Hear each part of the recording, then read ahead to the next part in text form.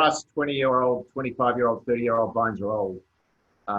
And so you see a change in a vine once it gets into its early teens. I think, it's like vines grow up. Vines are grown up in New Zealand by the time they're 15 to 18 years old. And so you see a distinct change away from this overtly fruity, aromatic, energetic, refreshing wines, but without much sort of complexity to them. On the right sites in their early teens, they change. And when they change, they just develop this complexity which you don't see in young vines. So I think the characteristic, the guava character, is a characteristic of this vineyard because it is facing to the northwest. So you end up moving some of those flavors into that sort of more tropical spectrum without them being overtly passion fruity.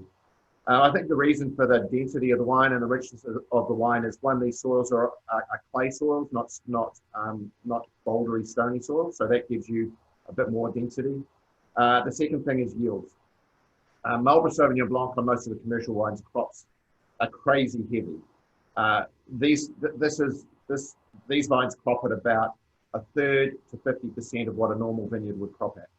So you just get that concentration and density you don't get on the more commercial vineyards. So, I'm just so delighted to see that you loved it, Tara, because, I think being as part of the New Zealand Sauvignon story, I know there's wines here that can show a different level than the $15 bottle of outrageously refreshing, perfumed, grassy sort of wine that everybody sees.